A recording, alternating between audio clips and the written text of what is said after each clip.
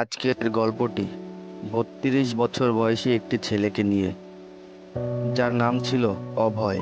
অভয় একজন মধ্যবিত্ত পরিবারের ছেলে ছিল। অভয়ের পরিবারে তার বাবা মা ছাড়া আর কেউ ছিল না। অভয় কিছু কোচিং সেন্টারে ক্লাস 11 আর ক্লাস 12-এর স্টুডেন্টদের টিউশন পড়াতে যেত। মাঝেরপুরেও একটা কোচিং সেন্টার ছিল, যেখানে সে সপ্তাহে 3 দিন কোচিং পড়াতে আসতো। মাঝেরপুর থেকে অভয়ের বাড়িতে ফিরতে প্রায় 1 ঘন্টা লেগে যেত। যদিও অভয় মাঝেরপুর থেকে বাড়িতে ফেরার জন্য সবসময় রাত 8:30টার ট্রেনটা ধরতো, কিন্তু সেই দিন অভয়ের কোচিং সেন্টার থেকে বেরোতে বেশ দেরি হয়ে গিয়েছিল, কারণ অভয়ের স্টুডেন্টদের পরীক্ষা চলছিল। তার জন্য সে একটু বেশি সময় ধরে পড়াচ্ছিল। অভয় আগে থেকেই তার মাকে ফোন করে বলে দিয়েছিল যে তার আজকে একটু বাড়িতে ফিরতে দেরি হবে। অভয় আজ রাত 11:30টার ট্রেনটি ধরে বাড়ি ফিরবে বলে ঠিক করেছিল। অনেকটা রাত হয়ে যাওয়ার কারণে স্টেশন পুরো ফাঁকা হয়ে গিয়েছিল। অভয় ছাড়া আরও 2-3 জন প্যাসেঞ্জার স্টেশনে দাঁড়িয়েছিল লাস্ট ট্রেনটা ধরার জন্য। অভয় ট্রেন আসার অপেক্ষা করছিল।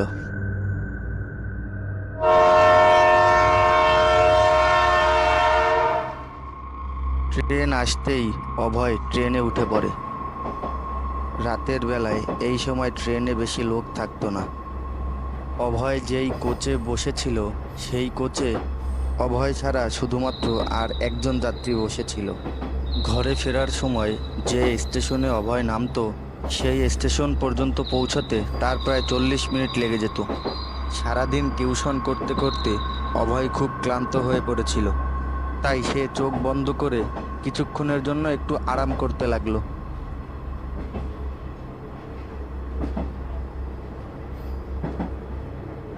তার সামনে যে লোকটা বসা ছিল, সেই লোকটা সেই স্টেশনেই নেমে যায়। যাও এখান থেকে, চলে যাও। জানালার দিকে তাকাতেই অভয় দেখে যে একটা কম বয়সী মেয়ে চুপচাপ তার দিকে তাকিয়েছিল। সেই মেয়েটিকে দেখে মনে হচ্ছিল যেন সে মানসিকভাবে অসুস্থ, তাই অভয় তাকে জানালা থেকে সরে যেতে বলে। সেই পাগল মেয়েটি জানালার সামনে থেকে সরে যায়, কিন্তু সেই মেয়েটি ট্রেনে উঠে পড়ে। ওই মেয়েটিকে ট্রেনে উঠতে দেখে অভয় একটু ঘাবড়ে যায়, কারণ ট্রেনের ওই কোচে অভয় ছাড়া আর অন্য কোনো প্যাসেঞ্জার ছিল না। আর তার উপরে একটা পাগল মেয়ের সাথে ট্রেনে এত সময় থাকতে হবে, এইসব ভেবে অভয় একটু চিন্তিত হয়ে পড়ে। ট্রেন চলতে শুরু করে। সেই পাগল মেয়েটি অভয়কে দেখতে থাকে। এই কি হয়েছে? যাও এখান থেকে, ছাড়ো। যাও এখান থেকে, চলো। কি করছো? আরে যাও, চলো এখান থেকে। যাও এখান থেকে, চলে যাও। কোথায় যাবে? আমিও যাব তোমার সাথে। আমার বাড়ির লোকেরা আমাকে বাড়ি থেকে তাড়িয়ে দিয়েছে। জানি না কি হয়েছে। আমাকে কেউ ভালোবাসে না। আমার কাউকে ভালো লাগে না। তোমাকে ভালো লেগেছে আমার। আমাকে কেউ ভালোবাসে না। কেউ আমাকে ভালোবাসে না। তুমি কি আমাকে ভালোবাসবে? আমি নাচতে পারি। খুব ভালো নাচতে পারি আমি। তুমি দেখবে? যাও এখান থেকে, আমি বললাম যাও এখান থেকে। সেই পাগল মেয়েটি নাচতে শুরু করে। লা লা লা লা লা লা লা লা। অভয় অপেক্ষা করছিল যে পরের স্টেশন কখন আসবে, আর সে ট্রেন থেকে নেমে পরের কোচে চলে যাবে, কারণ সেই পাগল মেয়েটি তাকে খুব বিরক্ত করছিল। কিছুক্ষণ পর অভয় দেখে যে ট্রেনের দরজার একপাশে দাঁড়িয়ে সেই পাগল মেয়েটি গুনগুন করে গান করছিল।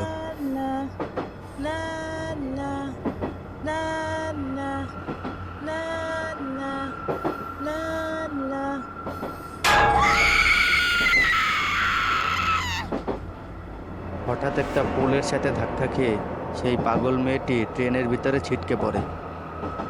অভয় ওই মেয়েটার চিল্লানোর আওয়াজ শুনে বেশ ভয় পেয়ে যায়। আর যখন সে নিচে দেখে তখন অভয় খুব ঘাবড়ে যায়। অভয় দেখে ওই পাগল মেয়েটার খুব সাংঘাতিকভাবে চোট লেগেছে, আর হয়তো তখন সে মারাও গিয়েছিল। ওই মেয়েটির এরকম ভয়ানক অবস্থা দেখে অভয় খুব ভয় পেয়ে যায়।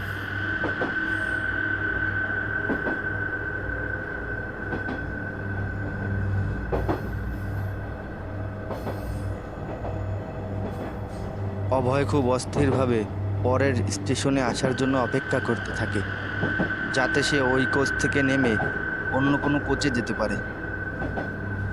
অভয় এখন একটা লাশের সাথে খালি ট্রেনে যাত্রা করছিল। কিছুক্ষণ পর কোনো কারণে ট্রেন একটা নির্জন জায়গায় এসে দাঁড়িয়ে পড়ে। ওই মেয়েটির মৃতদেহ দেখে অভয়ের খুব ভয় লাগছিল। তাই সে ভাবে যে তাড়াতাড়ি করে ওই কোচ থেকে নেমে অন্য কোনো কোচে উঠে যাবে। তাই সে ট্রেন থেকে নেমে পড়ে। অভয় পরের কোচের দিকে দৌড়াতে শুরু করে, কিন্তু তখনই ট্রেন ছেড়ে দেয়। অভয় ট্রেনে ওঠার অনেক চেষ্টা করে, কিন্তু ততক্ষণে ট্রেনের গতিবেগ অনেক বেশি হয়ে গিয়েছিল। অভয় সেই নির্জন জায়গায় ফেঁসে যায়। চারিদিকে ঘন অন্ধকার, চাঁদের আলোয় শুধুমাত্র ট্রেনের লাইনগুলো দেখা যাচ্ছিল। ভয়েতে অভয়ের গলা শুকিয়ে আসছিল। সে ভাবছিল যে সে এখন বাড়িতে কি করে যাবে। অভয় ঠিক করে যে সে দৌড়াতে দৌড়াতে পরের স্টেশন পর্যন্ত যাবে, আর সেখান থেকে কোনো গাড়ি ধরে সে বাড়ি চলে যাবে। অভয় ঠিক করে যে সে দৌড়াতে দৌড়াতে পরের স্টেশন পর্যন্ত যাবে, আর সেখান থেকে কোনো গাড়ি ধরে সে বাড়ি চলে যাবে। তাই সে দৌড়াতে থাকে। কিছু দূর পর্যন্ত দৌড়ানোর পর অভয় কিছু দেখতে পায়। এটাকে দেখতে তো একদম ওই পাগল মেয়েটার মতো লাগছে। এটা ওই পাগল মেয়েটা নয় তো? কিন্তু এটা কি করে হতে পারে? ও তো মরে গিয়েছে।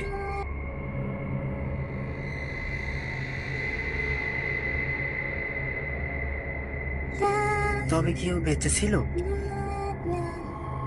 না না, এটা কি করে হতে পারে? কিন্তু এ তো ওই পাগল মেয়েটার মতোই নাচছে।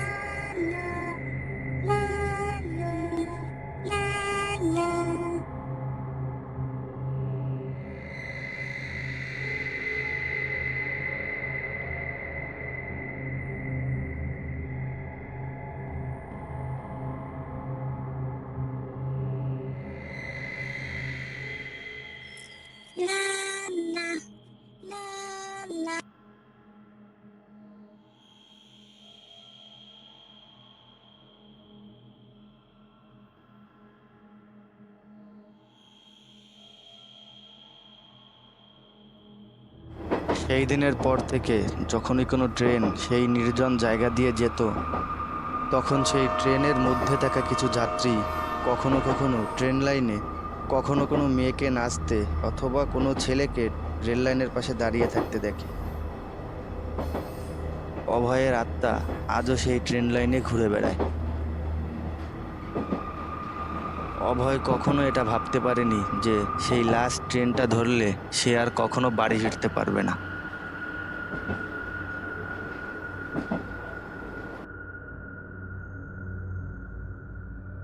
প্রতি সপ্তাহে নতুন নতুন ভূতের গল্প দেখতে রূপালী টোনস চ্যানেলটি সাবস্ক্রাইব করুন। সেই সাথে বেল আইকন প্রেস করতে ভুলবেন না।